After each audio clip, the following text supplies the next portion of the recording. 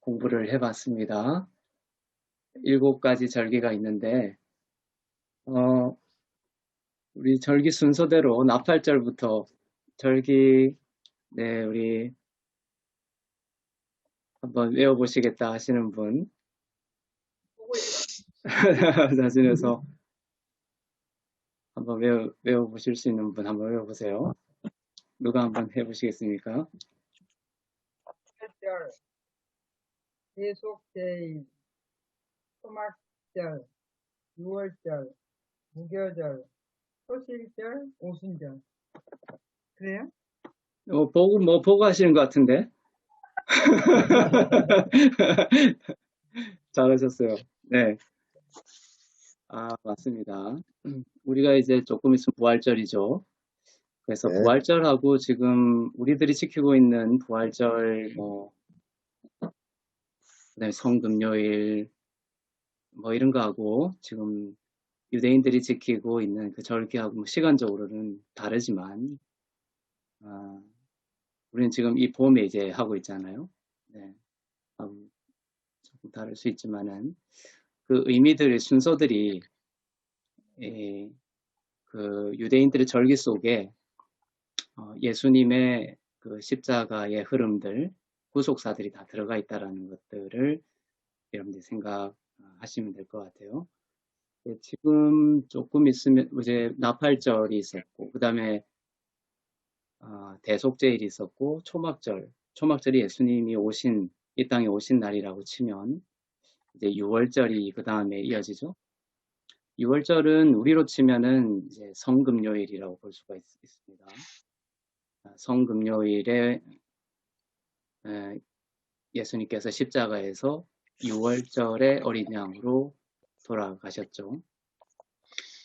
그 유월절이 바로 성금요일이라고 볼 수가 있고, 우리 성금요일부터 부활주일 사이가 무교절이라고 볼 수가 있는 거죠.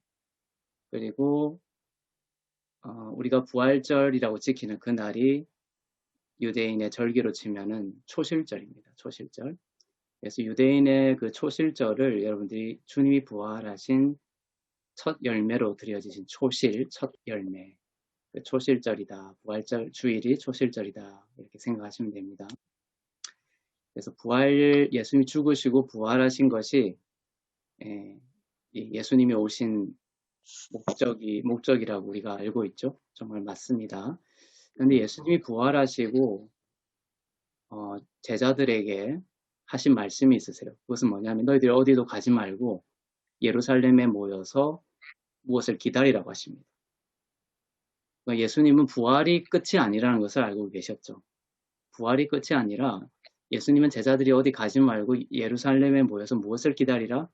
성령을 기다리라. 내가 너에게 주시려고 하는 약속의 선물이 있다. 이것을 받지 않고서는 신약이 시작이 되지 않는 거예요. 그래서 예수님이 죽으시고 부활하시고 이것이 주님이 오신 정말 목적이기도 하지만 성령이 오셔서 그것을 믿게 하지 아니하시면 아무도 예수님의 죽으심과 부활을 믿을 수가 없습니다. 그리고 그것을 믿고 능력 가운데 살 수가 없습니다. 그래서 이 성령을 주시기 위해서 예수님이 부활하신 이후에 예루살렘에 기다리라 해서 모든 제자들이 마가의 다락방에 모여서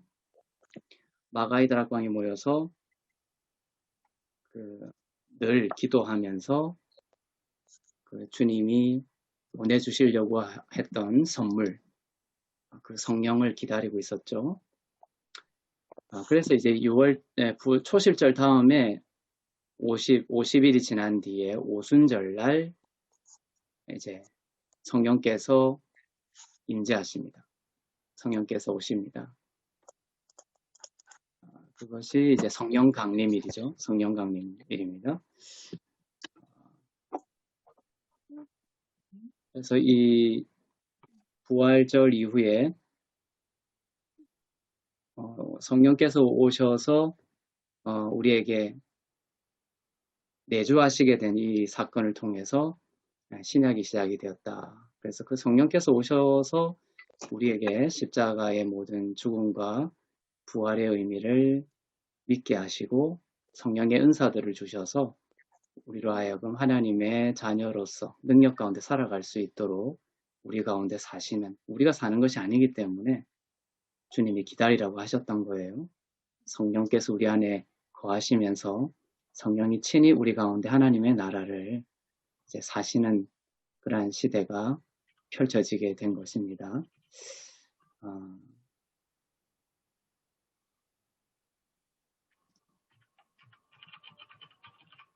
그래서 세례 요한의 이야기를 조금 더 마지막으로 오늘 살펴보자면, 여러분들이 잘 알고 있는 세례 요한의 외침이 있죠.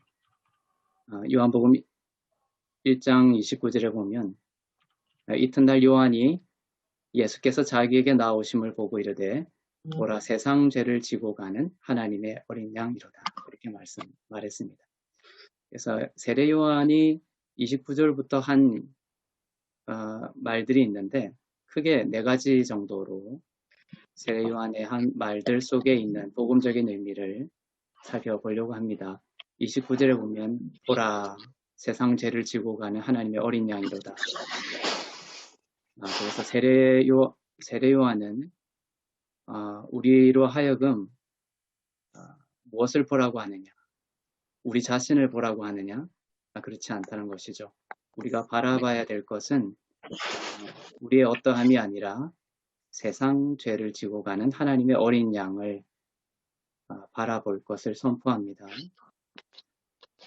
세상 죄를 지고 가는 하나님의 어린 양이다. 이 말 속에 참 많은 의미들이 담겨 있습니다.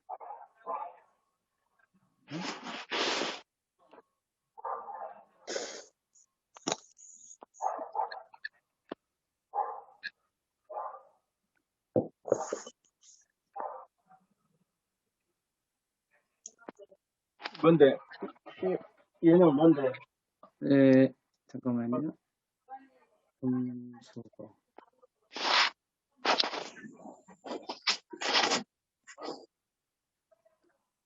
네, 그래서 세상 죄를 지고 가는 하나님의 어린 양이다. 이 말 속에 세상 죄를 지고 가는, 그래서 주님이 오신 목적은 이 세상의 죄를 지시기 위해서 오셨다. 네. 유대인들은 또 이 땅에 주님이 오신 목적을 사람들은 몰랐습니다. 이스라엘의 로마의 압제로부터 자신들을 해방시킬 이스라엘의 그 민속적 메시아, 그래서 이스라엘의 왕으로, 세상적인 왕으로 예수님이 오르셔서 이스라엘을 통치하시기를 원했던 것이죠. 사람들은. 그래서 지금도 이스라엘 가면 대통령제를 취하지 않고 있습니다. 대통령제를 취하지 않고 수상이 최고의 위치로 되어 있습니다. 그래서 이스라엘의 통치 체제는 지금도 왕의 자리가 비어 있어요. 오실 그 왕을 솔로몬 다윗 왕, 그리고 장차 올 그 이스라엘의 그 메시아를 기다리고 있죠. 그래서 왕이 있고, 왕이 빈자리로 있으면서 지금 이제 네타냐후 총리가 지금 이스라엘의 전체를 다스리고 있습니다. 그래서 지금 왕의 자리가 비어 있는 체제. 메시아, 진짜 왕이 오셨는데도 아직도 이스라엘은 그 오실 왕을 기다리고 있다. 예수님이 오셨음을 아직도 믿지 못하고 있는 것이죠. 통치 체제에서도 그렇게 우리가 볼 수가 있습니다. 주님이 오신 목적은 이 세상의 왕으로 오시기 위해서가 아니라 바로 세상 죄를 지고 우리의 죄를 지시고 그 모든 죄의 문제를 해결하시기 위해서 이 땅에 오셨음을 세례 요한이 선포하고 있는 것입니다. 그래서 세상에 우리의 모든 예외 없는 이 땅의 모든 사람들이 이 세상이라는 단어 속에 포함이 됩니다. 그 죄를 대신하시기 위해, 세상 죄를 지시기 위해서, 대신 지시기 위해서 오셨다. 그렇죠? 우리에게 죄를 해결하라고 하시기 위해서 오신 것이 아니라, 구약은 우리의 죄를 우리가 스스로 우리의 그 죄를 씻기를 원하는, 해결하기 원하는, 그것이 이제 구약의 속성이었다면, 지금 세례 요한이 선포하고 있는 메시아의 속성은 뭡니까? 목적은 바로 세상의 죄를 지시기 위해서. 우리가 해결하는 것이 아니라 그분이 지심으로 우리의 죄의 문제를 해결하시려고 하는 그분이 바로 예수님이시다 라는 것을 보여주십니다. 그리고 그분은 세상 죄를 지고 가는 하나님의 어린 양이다. 그래서 하나님의 어린 양이라는 것은 여러분들이 이제 사람들이 어린 양이라고 했을 때 뭐라고 생각했을까요? 당시에 그 성전에서 제물로 바쳐지던 그 제물이 어린 양이었죠. 어린 양. 그러니까 세례 요한은 하나님의 어린 양이다라고 선포할 때 이 예수님은, 이 어린 양이라고 표현되고 있는 이 예수님은 장차 운명이 어떤 운명이라는 거예요? 죽을 운명이라는 거죠. 세상 죄를 지고 가는 하나님의 어린 양이다. 이 말 속엔 이 예수는, 이 어린 양은 성막에서 제물로 바쳐지는 양처럼 죽임당함으로써 세상의 죄를 해결하실 겁니다. 이런 표현이 들어가 있는 것이죠. 그리고 하나님의 어린 양이라는 것은 뭐냐면 이 헬라어의 문법 구조상 하나님의 어떤 소유격적인 의미로 번역이 되어 있지만 헬라어적으로 이런 의미도 있는 거예요. 그러니까 어린 양이 하나님이다. 하나님이신 어린 양. 그러니까 어린 양으로서 성막의 제물처럼 죽게 될, 도살당하게 될 그 어린 양, 예수는 누구다? 하나님이시다. 하나님이시다. 그러니까 이 세례 요한의 이 선포 속에 얼마나 많은 그 예수 그리스도에 대한 의미들이 다 들어가 있습니다. 모든 구원의 메시지들이 다 들어가 있는 것이죠. 그래서 이 한 구절 가지고서도 한 시간을 구원의 메시지를 다 담아서 표현할 수 있을 만큼 아주 위대한 선포라고 볼 수가 있습니다. 그래서 회개해라 천국이 가까이 왔느니라 이 말, 세례 요한의 말보다 사실 이것이 이 말, 세례 요한의 이 말이 더 메시아가 오신 목적을 잘 보여주는 아름다운 표현이다라고 볼 수가 있어요. 그래서 하나님의 어린 양으로서 죽임 당하시고 그 어린 양은 흠이 없죠. 그래서 어린 양으로 도살당하시고 그게 숨겨져 있는 함의는 뭡니까? 우리의 죄를 지시기 위해서. 우리의 죄가 어린 양에게 전가가 되어서 어린 양이 죽으시고 어린 양의 흠 없는 그 의가 죄 가운데 있는 우리에게 흘러와서 우리를 의롭게 만드신다라는 이 이중 전가의 신학이 또한 이 구절에 포함되어 있는 것입니다. 그래서 우리는 이러한 구원의 범주에서, 구원의 의미에서 세례 요한처럼 누구를 봐야 된다? 바로 하나님의 어린 양을 봐야 된다. 우리가 오늘 하루를 살아가고 또 내일도 살아가고 일평생 살아가지만 우리가 날마다 구원을 경험하고 또 하나님 우리의 삶 가운데 열어주시는 그 모든 구원의 길, 새 힘, 이 모든 것들을 우리가 받으면서 살아갈 수 있는 비밀은 바로 보라. 우리가 무엇을 보느냐. 보라. 나의 모든 것을 대신하신 하나님의 어린 양이신 죽임당하신 예수님을 우리가 바라볼 때 우리에게 앞으로 주님이 준비하신 모든 구원의 삶이 우리 가운데 경험되어질 거다라는 것을 기억할 수 있기를 바랍니다. 여러분 가운데 어떤 기도 제목이나 삶의 문제들이 있죠? 그러면 이 세례 요한의 선포처럼 그 문제에 대해서 세상 죄 속에 그것이 다 들어가 있는 거거든요. 주님이 이 문제를 나를 대신하여 지셨습니다. 이렇게 고백하면서 주님의 이 문제에 대한 다스리심을 기도하고 맡기면 그 상황과 문제 가운데 하나님의 구원이 임하고 또 내가 생각할 수 없는 놀라운 하늘의 지혜가 하늘의 문을 열고 하나님께서 그런 놀라운 하늘의 지혜를 여러분 가운데 부어주실 줄로 믿습니다. 우리로 하여금 보게 하는 것이 바로 하나님의 어린 양이죠. 하나님의 어린 양.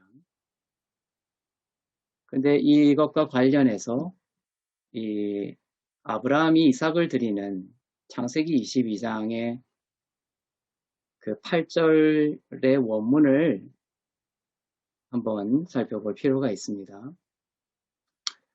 아브라함이 이삭을 데리고 모리아 산을 올라가서 아브라함이 묻죠. 번제할 제물이 없다.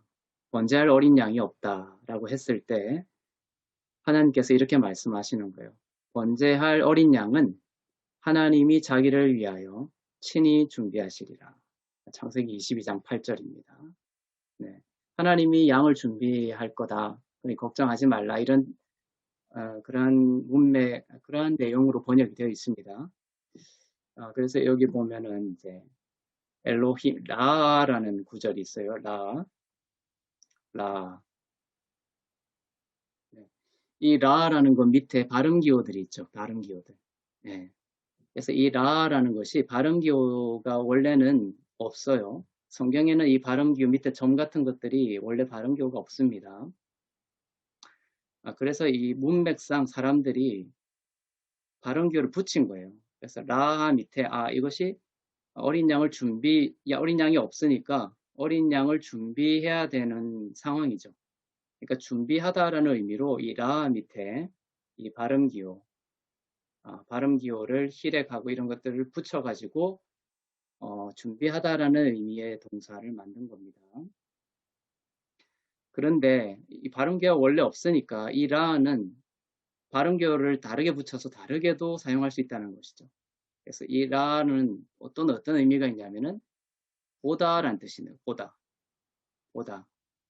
그래서 하나님께서 준비하신다 이런 의미도 있지만 하나님께서 보신다 이런 의미도 있는 거라는 거예요. 아시겠죠? 그래서 학자들이 지금 번역처럼 한 것은 이제 하나님이 준비하신다. 이것이 이제 로라는 건데 himself 자기 자신을 위해서 어린 양을 올람이라고 번제라는 겁니다. 번제할 어린 양을 하나님이 준비하신다. 자기를 위해서 준비하실 것이다. 그러니까 너희들은 걱정하지 말라. 이러한 의미로 번역이 되어 있죠. 그렇지만은 발음결을 다 떼버리고 다시 해석을 해보겠습니다. 그러면 어떻게 되냐면 엘로힘 하나님께서 보신다. 자기 자신을 himself랑 하나님께서 자기 자신을 보신다. 뭐로 보신다? 번제할 어린 양.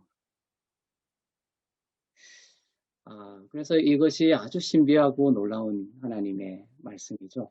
아브라함이 번제할 어린 양이 어디 있습니까? 이렇게 물었을 때 하나님이 어떻게 말씀하신 게 된다고요? 하나님이 하나님 자신을 번제할 어린 양으로 보신다. 그래서 아까 세례 요한이 보라 세상죄를 지고 가는 하나님의 어린 양을 보라고 하셨죠. 그 어린 양을 우리는 봅니다. 근데 그 어린 양을 하나님은 또 어떻게 보시느냐? 바로 그 어린 양은 하나님 자신이다. 번제로 드려질 바로 그 자신으로서 그 어린 양을 보고 계시는 것이죠.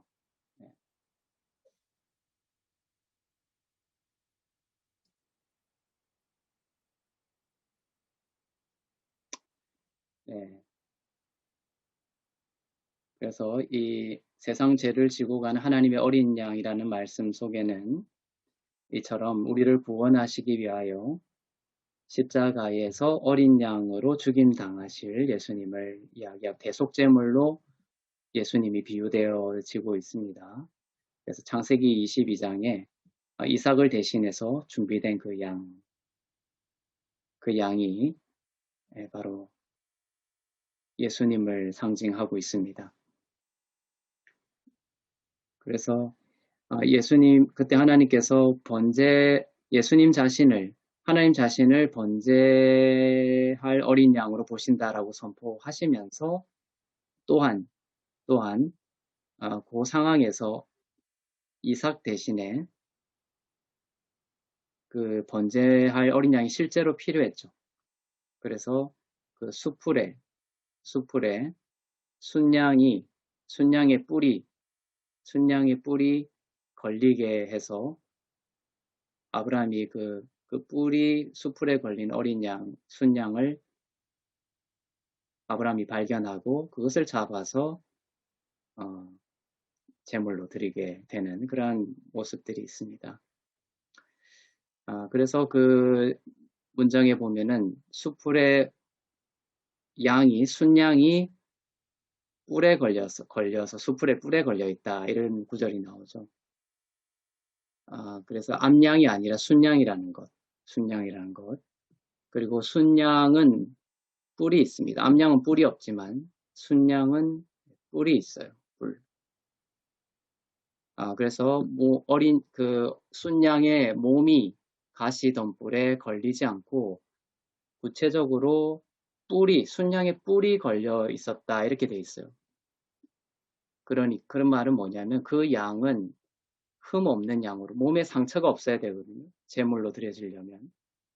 그래서 암양이어 가지고 그 암양이 수풀에 걸리면 흠이 나고 제물에 흠이 있는 것이 되는 것이죠. 하나님은 흠 없는 어린 양으로 드려지는 예수를 보여주시기 위해서 뿔이 있는 순양을 준비하시고 그 순양이 몸이 수풀에 걸린 것이 아니라 이제 뿔이 수풀에 걸리게 하심으로 아브라함이 잡았던 그 양은 흠 없는 깨끗한 상처 없는 흠 없는 예수 그리스도를 상징하는 양임을 보여주셨던 것입니다.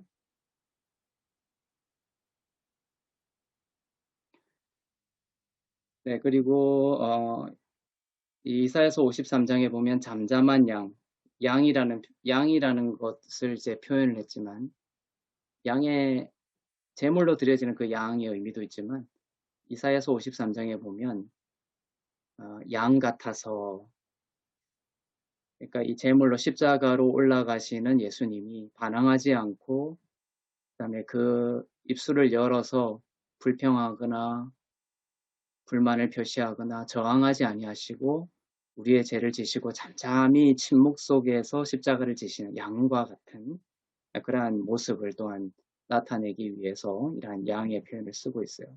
이사야서 53장에 보면 그 다음에 네. 그리고 이 하나님의 어린 양이라고 해서 바로 6월절의 어린 양을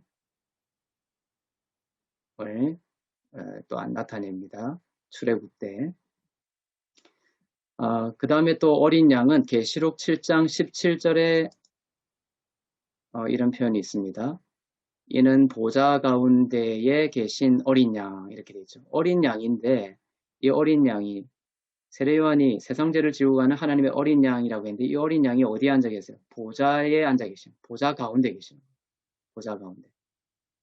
네.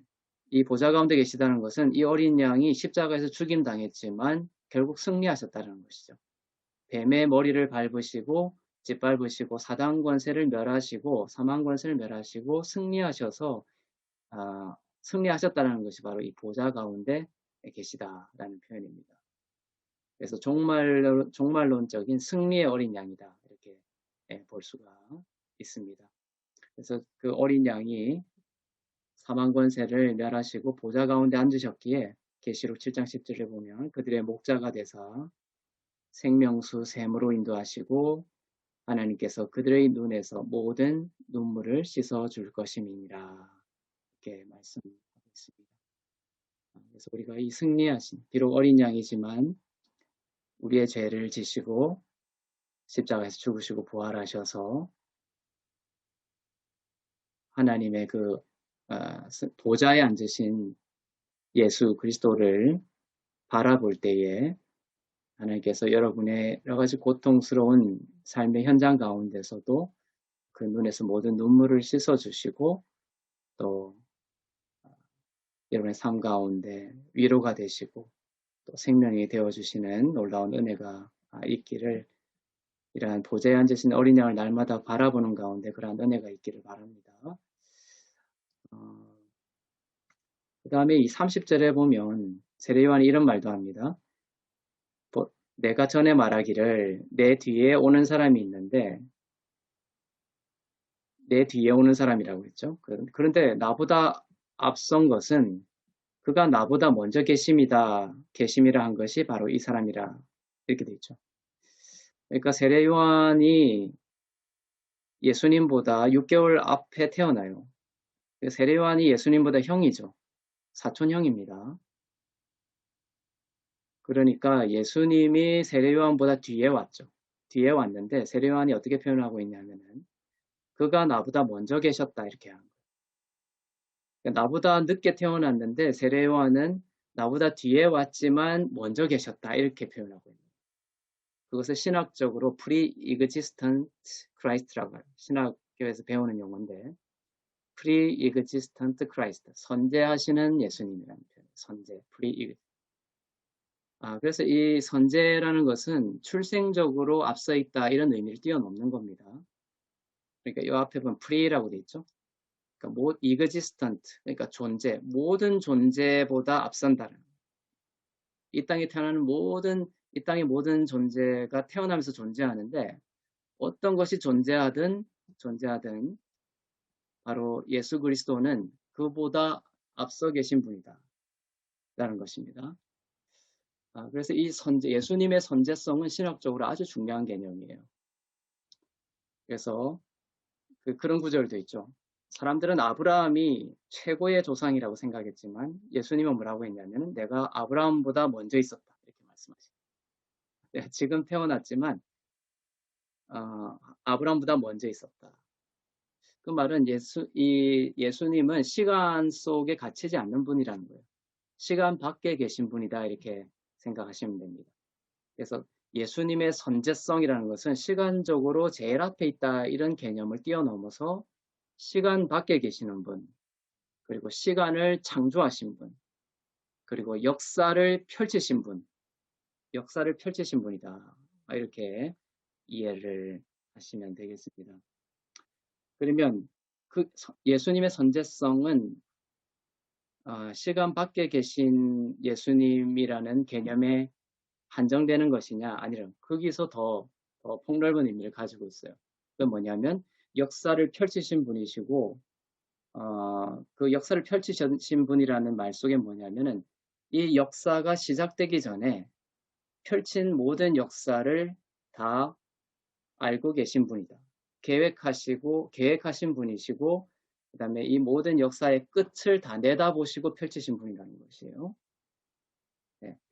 그래서 이 모든 그 예정론이라는 것들이 다 이 신학 안에 다 들어오는 거예요. 인간의 역사를 펼치시고 인간이 잘못하면 또 인간이 잘하면 인간이 어떻게 잘하고 잘못하는 것에 하나님이 부랴부랴 막 대처해 나가는 그런 역사가 아니라는 것이에요. 그것은 인간이 주도해 가는 역사죠. 그런 역사는 없습니다. 하나님은 인간의 인간의 모든 역사를 모두 아시고 그래서 인간의 역사가 펼쳐지기 전에 인간의 모든 역사가 완성이 됐어요.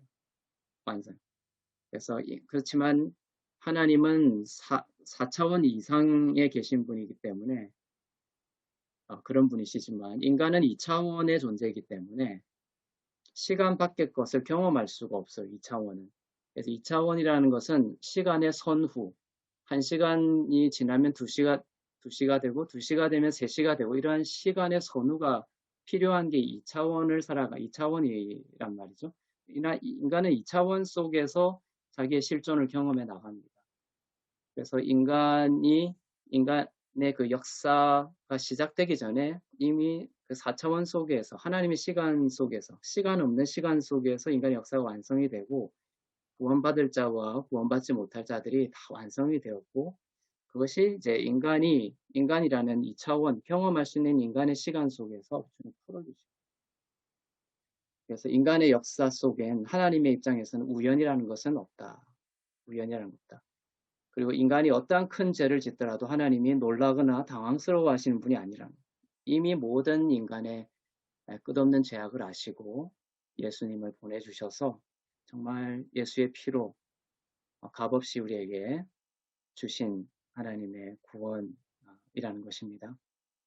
이 말 속엔 우리가 죄사함을 받을 때 이미 그 사함받은 죄 속엔 과거와 현재와 앞으로 미래에 우리가 지을 모든 죄까지 다 예수의 피로 사함받은 것입니다. 그래서 많은 사람들이 예수 믿을 때 현재까지의 죄만 사함받았다고 착각하지만 그것은 2차원적으로 주님의 구원을 해석하려고 하는 어리석음이죠. 주님이 우리의 죄를 사했다라고 할 때는 우리의 미래까지 다 내다보시면서 선포하시는 죄사함이에요.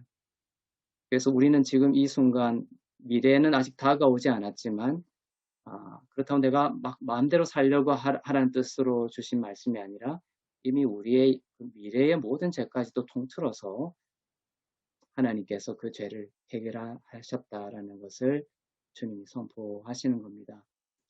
그래서 우리는 정말 이 놀라운 하나님의 은혜에 감격하여 주님이 기뻐하시는 삶을 살고자 내적인 그러한 선한 인도하심을 받게 되는 것이죠. 동일하게 내일 우리가 연약하여 쓰러질지라도 자신을 정죄하거나 어둠에 빠지거나 이렇게 하지 않기를 바랍니다. 이미 모든 것을 아시고 주님이 다 용서하셨고 우리는 그 순간 주님의 그 은혜를 바라보면서 다시 일어설 수 있는, 믿지 않는 자와 믿는 자의 차이는 늘 새롭게 시작할 수 있는 은혜를 주신 거예요. 과거에 묶이지 않고 네. 그리고 그렇게 주님의 놀라운 그 죄사함과 의롭게 하심을 믿고 새롭게 시작할 때에 우리는 어둠과 사망과 정죄에 묶여 있을 때보다 훨씬 아름다운 하나님의 뜻을 우리의 삶 가운데 하나님의 나라를 경험할 수가 있는 것입니다. 그래서 이 의의 복음, 은혜의 복음은 정말 하나님의 완성된 복음이다 이렇게 볼 수가 있어요. 네, 이 선제성이 의미하고 있는 이런 그 개념들이 이렇게 크다라는 것입니다. 그 다음에 32절, 33절에 보면은 세례요한이 또 이렇게 말을 합니다. 요한이 또 증언하여 이르되 내가 보매 성령이 비둘기같이 하늘로부터 내려와서 그의 위에 머물렀더라. 나도 그를 알지 못하였으나 나를 보내어 물로 세례를 베풀라 하신 그이가 하나님이시죠. 나에게 말씀하시되 성령이 내려서 누구 위에든지 아닙니다. 누구 위에예요. 그러니까 안으로 들어왔다는 의미가 아니에요. 에피라고 해서 그 위에 영어의 온이라는 의미를 가지고 있는 전치사예요. 누구 위에 머무르든지 성령이 그가 곧 성령으로 세례를 베푸는 이인 줄 알라 하셨기에. 그래서 세례 요한은 자기에게 많은 사람들이 물세례를 받으러 나왔는데 세례 요한은 물세례를 주면서 누구를 기다렸냐? 바로 하나님이 전에 세례 요한에게 이런 말씀을 하셨다는 거예요. 너에게 세례를 베풀라 한 이유 중에 하나는 바로 이 물세례의 무능력을 폭로하는 것일 뿐만 아니라 너에게 물세례를 받으러 오는 사람 중에 한 사람이 있을 텐데 그 위에 성령이 비둘기같이 내리는 자가 있을 것이다. 그 자가 바로 성령으로 세례를 베풀 우리의 모든 죄를 믿음으로 우리의 모든 죄를 해결하실 바로 그 메시아라는 것을 이제 그 징표를 통하여 알게 하시기 위하여 이 말씀을 하셨다는 것이죠.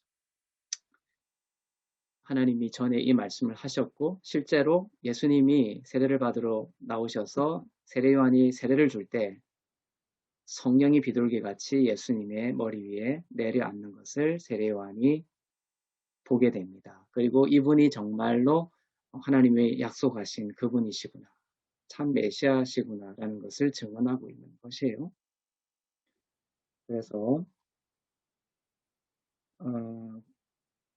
이 성령의 내리심에 대해서 세례 요한이 말을 하고 있습니다. 성령 사역을 인정하지 않아요. 근데 그것은 아주 참 안타까운 일이라고 볼 수가 있어요.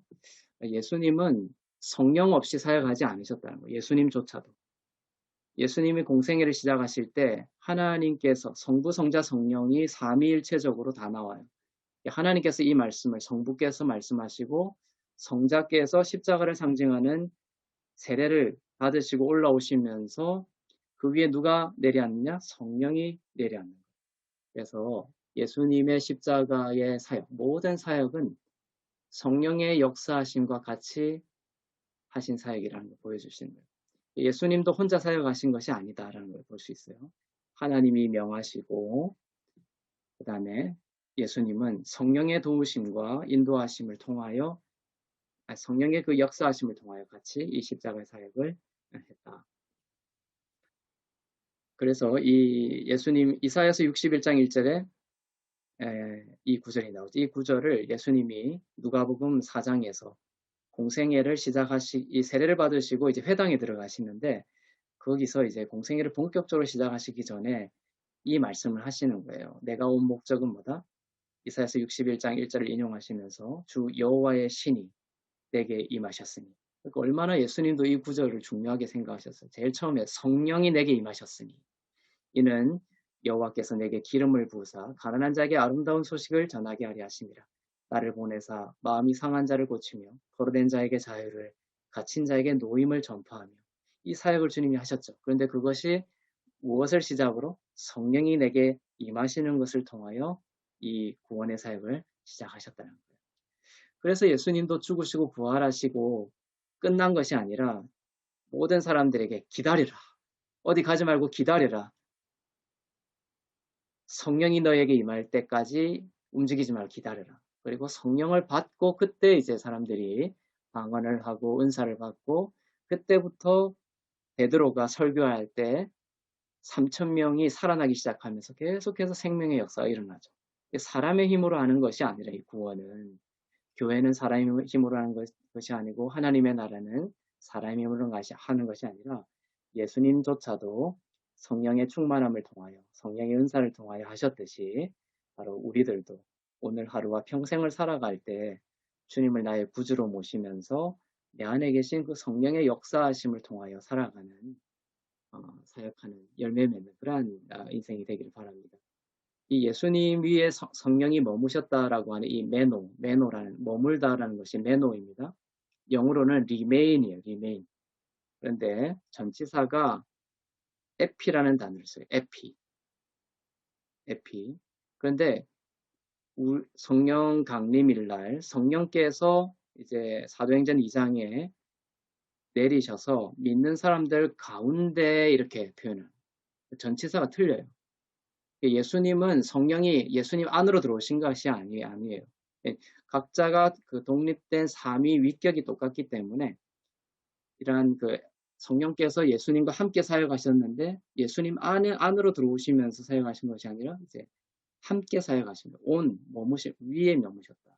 그런데 믿는 자들 가운데 하나님의 사람들 가운데 우리들 가운데는 어떻게 역사하느냐면 성령께서 우리의 안으로 들어오신다. 안으로 들어오신다. 그래서 구약시대의 사람들에게는 성령께서 안으로 안 들어오시죠. 안으로 들어오셨다라는 것이 아니라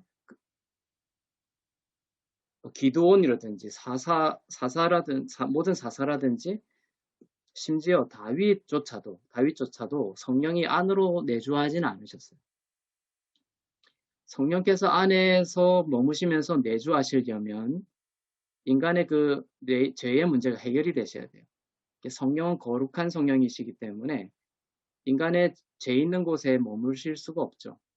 그래서 예수님이 성령께서 오셔서 이제 신약의 성도 안으로 들어오셔서 영원하게 내주하신다라는 약속을 하셨고 그렇게 하시게 되었죠. 그 말은 뭐냐면 성령 받은 그 성도들의 모든 죄의 문제가 해결되었다라는 전제가 함의되는 거예요. 그래서 성령님이 내 안에 계시다라는 말은 뭐냐면 나는 이제 더 이상 죄로부터 해방된 자요 주 안에서 의로운 자로 여겨지는 거룩한 하나님의 성전이 되었다는 선포 없이는 성령께서 우리 안에 내주하는 일은 없다라는 것입니다. 그래서 이 성령 세례가 아주 중요하다. 그래서 그 이스라엘의 그 7절기가 이 오순절로 끝나는 거예요. 그죠? 예수님도 부활로 끝나는 것이 아니라 예루살렘에서 이 오순절날 성령 세례 받을 때까지 기다리라고 하시면서 이 성령 세례가 신약을 시작하는 구약을 완전히 종식시키시고 신약을 시작하는 결정적인 역사적 사건이라는 것을 보여주시는 거예요. 그래서 예수 믿는다 하지만 이 오순절을 경험하지 못한 자, 성령이 내주하심을 믿고 경험하지 못하는 자들은 참된 의미에서의 신약의 삶을 살아가는 것이 아닙니다. 그래서 우리 믿는 자들은 내 삶에 신약이 시작이 되어야 되는 거죠. 구약이 죽고 신약이 시작이 되어야 되는데 그것은 내 안에 바로 성령께서 임하셔야 되는 것입니다. 그래서 성령께서 오셔서 하시는 일은 뭐냐면 예수님을 조명하는 건데 예수님의 죽음과 부활을 믿게 하세요. 그리고 은사와 능력을 더하여 주시죠. 그래서 예수님의 죽음과 부활을 통해서 나의 모든 죄가 용서함 받고 의롭게 되었다라는 이 믿음을 성령께서 믿게 해주시는 거예요. 이것이 안 믿어지는 거예요. 인간적으로는 절대 안 믿어집니다. 불가능한 일입니다. 그래서 이번 주일 설교에도 얘기하겠지만은 이것은 불가능한 일이다라고 선포하는 거예요. 성령 없이는. 이 시간 여러분이 이것이 믿어진다면 성령께서 여러분 안에 거하신다라는, 여러분의 삶의 신약이 시작됐다라는 증거가 되는 것입니다. 네, 그래서 이제 부활절날 우리 하트교에서 4명이 지금 세례를 받을 예정인데, 그 세례가 아주 이런 의미에서 중요하다는 거예요. 내 삶에 이제 신약이 시작이 되었다는 증언을 하는 것이죠. 그래서 세례는 이처럼 놀라운 의미를 담고 있다. 그래서 성령께서 내 안에 임하셔서 예수님을 증언하시는데 바로 예수님이 죽으시고 부활하셨다는 것을 증언할 뿐만 아니라 성도가 연합하여 모든 죄가 사함받고 이룬 하나님의 아들, 왕같은 제사장이 되었음을 이 성령의 충만한 세례를 통하여 밝히시는 겁니다. 그리고 성령 세례와 성령 충만이 다릅니다. 마틴 로이드 존스 목사님 같은 경우에는 성령 세례와 성령 세례 충만을 단어를 헷갈려가지고 동일하게 써버렸어요. 그래서 학자들의 뒤에 후대의 학자들이 그 마틴 로이드 존스 목사님의 이 용어 용례를 이제 교정을 했습니다. 그래서 마틴 로이드 존스 목사님의 책들을 보면 이 성령 세례와 성령 충만이 막 혼동돼서 섞여 있어요. 성령 세례는 뭐냐면 세례는 일회적입니다. 여러분들이 예수님을 믿고 예수님이 나의 구주, 예수를 그리스도로 믿고 하나님의 아들로 믿을 때에 나의 모든 죄를 용서함 받고 의롭다고 인정받은 것을 믿을 때에 한 번의 성령의 세례가 있습니다. 세례는 일회적이다. 그래서 성령이 여러분 가운데 들어오셔서 내주하시는 사건은 일회적입니다. 그리고 그것은 취소되지 않는다. 그래서 다음에 또 성령 세례를 받는 일은 없는 거예요. 그것은 영원하며 불변하고 취소되지 않는 사건입니다. 그리고 성령 충만은 뭐냐 하면은 내 안에 거하시는 그 성령은 거하시지만 성령의 인도하심을 받지 못하고 내가 차가워지고 성령의 음성을 듣지 못하고 이제 성령 충만함이 내 안에 없는 것이죠. 그때 예수님 말씀을 가까이 하고 예수님의 영광을 계속 바라보고 말씀 가운데 머물 때에, 왜냐하면 성령님은 언제 역사하냐면 성령은 주의 영, 예수의 영이기 때문에 예수님이 십자가에서 하신 일이 내 가운데 선포가 되고 묵상이 될 때 성령의 충만함을 경험하게 되는 거예요. 성령 충만은 나의 의도적으로 막 충만해야지 하고 되는 것이 아니라 내 안에 예수 그리스도가 비춰지고 계속적으로 선포되어지고 믿음은 들음에서 나고 들음은 예수 그리스도의 말씀으로 말미암다 것처럼 예수 그리스도의 말씀이 아름다움이 계속 조명이 되면 성령의 충만함을 경험하는 거예요. 그 충만함이 이제 식어지고 뜨거워지고 이런 것들에 이제 성령의 충만함이 되는 것이죠. 그것은 일회적인 것이 아니라 계속적으로 반복이 되는 것이죠. 반복이 되는 개념입니다. 그래서 세례는 일회적이고 충만함은 반복적인 것이다. 이것이 이제 성령 세례와 성령 충만함을 여러분들이 구별해서 이해해야 될 필요가 있습니다. 그런데 이제 이 구별을 잘 알지 못하고 지금도 이제 많은 설교나 이런 것들을 보면 목사님들이 이런 걸 잘 몰라가지고 믿는 자들, 예수님을 믿고 거듭난 자들이 성도들이 앉아 있잖아요. 그런데도 말씀 중에 여러분들 성령 세례 받으셔야 된다고. 하나님의 일을 하려면 여러분 오늘도 성령 세례 받으십시오. 이렇게 하는 건 잘못된 표현이라는 것이고요. 성령 충만함을 받으셔야 됩니다. 이것은 맞는 말이죠. 네. 그래서 이 성령 세례를 또 받으십시오. 오늘도 받으셔야 됩니다. 이 말은 뭐냐면 이 성령 세례를 예수님이 성령이 내주하시고 또 떠나신다라는 전제가 있다는 거죠. 그건 잘못된 개념이죠. 성령 세례는 이례적인 거죠. 그래서 마틴 로이드 존스 목사의 책을 읽을 때도 이것을 유념해서 여기서는 로이드 목사님이 잘못 쓰고 있구나 이렇게 알아차리면서 읽으시면 문제가 없으리라고 생각합니다. 네, 이것은 요단강입니다. 예수님이 세례요한에게 세례를 받으신 요단강입니다. 네. 홍해를 건넜던 이스라엘 백성들이 요단강을 건너서 가나안 땅으로 들어가죠. 그래서 이 요단강이 엄청나게 크고 막 깊은 강이라고 생각하는 사람들도 있지만 가보면은 이렇게 발목까지 차서 건널 수 있는 그런 좁은 수로들도 많이 있어요. 시간이 흐르면서 이제 수량이 줄어드는 그런 측면도 있지만, 네, 요단강이 수량이 많은 것도 있지만 이처럼 좁은, 저도 이제 가서 되게 놀랬죠. 요단강을 보고. 그래서 이스라엘 가면 이 요단강, 예수님이 세례를 받으셨던 요단강에도 가봤으면 좋겠네요. 네, 코로나가 빨리 종식이 돼야 되겠습니다. 그 다음에 하나님의 아들이신 이 세례요한의 마지막 증언이죠. 네 번째 34절에 보면 내가 보고 그가 하나님의 아들이심을 증언하였노라. 네. 하나님의.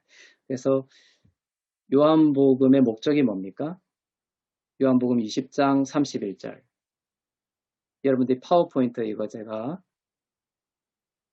업로드했지만 이걸 열 때 비밀번호가 요한복음 20장 31, 2031인데요. 이 글을 쓴 목적은 예수가 뭐다? 두 가지죠. 그리스도이심과 그 다음에 하나님의 아들이심을 믿어 영생을 얻게 하려, 생명을 얻게 하려 합니다. 생명을 얻기 위해서는 예수가 뭐다? 그리스도이심을 믿어야 되고 하나님의 아들이심을 믿어야 됩니다. 근데 예수가 그리스도라는 것과 하나님의 아들이라는 것이 본질적으로는 동일한 의미입니다. 네. 네.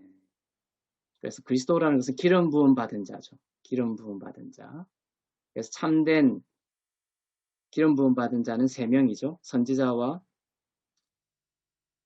제사장과 왕입니다. 그래서 예수님이 그리스도다라는 말은 예수님이 참된 왕이요, 참된 선지자요, 참된 제사장이다. 이런 의미가 있습니다. 참된 제사장이다 이 말은 또 무슨 의미냐면 제사장들은 어떤 제물을 가지고 하나님께 나아가 제물을 바치죠. 그런데 그 효력이 1년에 그칠 뿐만 아니라 자기 자신을 드리지 않죠. 그렇지만 참된 제사장이신 예수님은 그 자기 자신을 드리는 제사장, 참 제사장. 그리고 그 효력이 영원하다. 또다시 제사를 드릴 필요가 없다고 히브리서에 말씀하고 있죠. 이처럼 그 예수가 그리스도다라는 말 속엔 이분이 우리의 모든 죄를 단번에 제물로 드려지심으로 십자가로 영원히 해결하시는 참된 메시아임을 선포하고 있는 거예요. 그리스도다라는 말 속에 나의 모든 죄가 해결이 되었구나. 그분 안에서. 그게 믿어지는 거죠. 그리스도다라는 말 속에. 그 말은 또 하나님의 아들이, 그분은 하나님의 아들이다라는 말도 똑같은 의미가 있는 거예요. 그래서 예수님이 하나님의 아들이다라는 것을 믿는 것을 그냥 뭐 예수님이 성부, 성자, 성자구나, 하나님의 아들이구나, 이 정도로 그치면 그것은 그 사람의 구원이 되지 않는 거예요.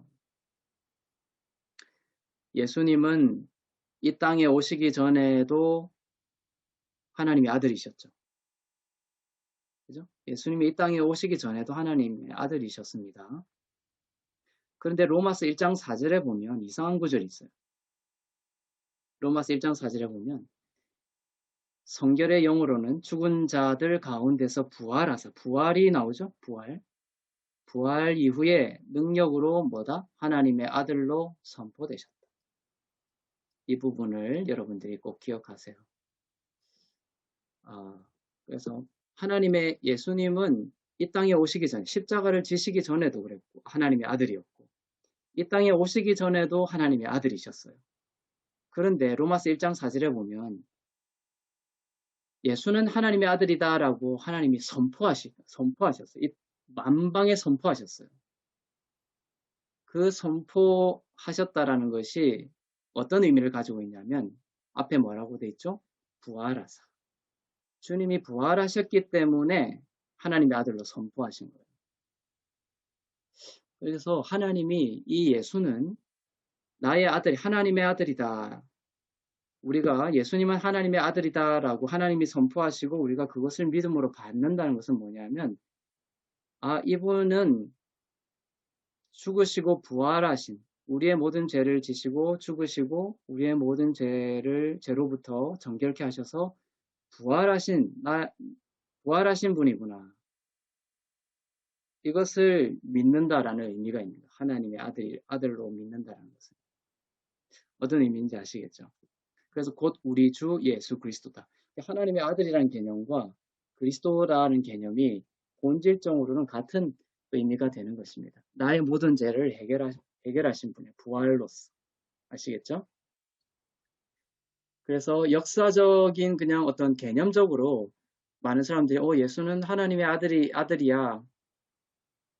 이렇게 이야기한다고 해서 믿는다고 해서 구원을 받는 것이 아니라 바로 예수님이 나의 죄를 지시고 죽으시고 부활하셔서 나도 함께 부활한 자라는 이 믿음을 가진 그 믿음과 개념을 가지고 예수님을 하나님의 아들로 받아들일 때 그것이 바로 예수를 그리스도로 믿는 것이고 여러분에게 구원이 되는 것이고 성령이 여러분 가운데 역사하시는 거예요. 아시겠죠? 그래서 많은 유심이나 다른 어떤 자유주의 신학자들 같은 경우도 하나님의 아들로서 인정하지만 이러한 부활의 개념을 인정하지 않는 많은 사람들이 있어요. 그래서 부활의 개념, 하나님의 아들로서는 인정하지만 예수는 부활한 분이 아니다라고 얘기하는 많은 기독교적 학자들이 많은데 요즘 너무 많이 이제 일어나고 있죠. 자유주의 신학자들 중에. 그것은 하나님의 아들로서 믿는 것이 아니다. 라는 겁니다. 그래서 우리는 하나님의 아들로서 왜 하나님의 아들이냐? 이 말 속엔 왜 하나님의 아들이냐? 그 말은 예수를 믿는 자는 똑같이 하나님의 아들이 된다라는 의미가 있는 거예요. 아시겠죠? 왜? 그냥 그분도 하나님이시잖아요. 그죠? 하나님이신데 왜 굳이 또 하나님의 아들이냐 하면 예수를 믿는 자들도 동일하게 부활을 경험하면서 하나님의 아들들이 된다라고 되어 있죠. 하나님의 아들들이 되는 것입니다. 그래서 예수를 하나님의 아들로 믿는 자들은 사함을 받고 의로움을 입어서 하나님의 아들들이 되었음을 선포하고 계신 것이고 여러분은 바로 그러한 하나님의 아들들이 된 자가 되었다. 라는 것을 믿으시길 바랍니다. 그래서 세례 요한은 보라 세상 죄를 지고 가는 하나님의 어린 양이다라고 얘기하면서 이 마지막 구절에서 하나님의 아들까지 선포하고 있죠. 그러면서 자기는 그분의 신들매를 풀기도 감당하지 못할 자다. 나는 쇠하여야 하고 그는 흥하여야 할 것이다. 이렇게 말을 하고 있죠. 그것은 구약의 종말을 의미하는 구약과 다른 신약의 위대성을 이야기하는 것이기도 하지만 우리가 하나님의 아들들이 되었으면 정말 나는 쇠하고 그다음에 신들매를 풀기에도 적합하지 않을 만큼 세상의 모든 것보다 높은 예수 그리스도의 이름 가운데 여러분들이 속했다라는 선포가 있는 것이에요. 그래서 오늘 세례 요한의 선포를 보면서 예수 그리스도께서 하나님의 어린 양이 되어 죽으시고 부활하심으로 나도 하나님의 아들이 되었구나. 그리고 하나님이 나를 예수 그리스도 안에 두셔서 이렇게 지극히 높이셨구나. 하나님 우편에 아까 보좌 가운데 앉으신 어린 양이 되어 있죠. 그리고 하나님의 우편에 우리를 같이 앉히신 거예요. 통치자로서. 천군 천사를 통치하는 자들로 여러분들을 그렇게 언약적으로 삼으셨다는 것을 기억하시길 바랍니다. 그래서 우리가 이러한 신분적인 것을 알지 못하고 또 우리에게 주신 이러한 권세들을 알지 못하면 우리가 삶에 여러 가지 어려움들이 당할 때 그 어려움이 하나님보다 더 높아 보이게 되는 거예요. 어떤 때는 하나님보다 돈이 높아 보이고 어떤 때는 내가 겪고 있는 질병이 하나님보다 더 높아 보이고 그렇지 않다. 주님이 나를 위해서 이루신 일이 하나님의 아들 되게 하셨구나. 예수의 권세를 주셨구나. 지극히 나를 예수의 이름과 함께 지극히 나를 높이셨구나. 높은 곳을 다니는 사슴과 같이 나의 발을 높은 곳에 위치하게 하셨구나. 의로운 자가 되게 하셨구나. 이 정체성을 여러분들이 알고 여러분들 삶 가운데 여러 가지 어려움과 여러분들을 절망하게 하는 문제들이 있을지라도 그것들이 지극히 높으신 예수 그리스도의 이름 아래에 있다라는 고백과 믿음이 있기를 바랍니다. 주님이 말씀하시고 선포하면 그 모든 것들은 먼지처럼 날아가는 아무것도 아닌 거에 불과하다. 주님은 능력이 있으신 분이시고 이 땅의 모든 것들은 바람의 겨와 같이 날아가는 헛된 것이다. 내가 그것이 생생하게 살아있는 질병 같고 또한 생생하게 나를 괴롭히는 절망의 문제인 것 같지만 아니라는 거예요. 허상인 것이 허상인 것. 내가 그리스도 안에서 의로운 자라는 것을 알고 예수의 이름으로 선포하고 기도하면 그런 그림자와 같은 것들이 사라지고 영광의 빛이 여러분의 그 모든 삶 가운데 비추어질 줄로 믿습니다. 네.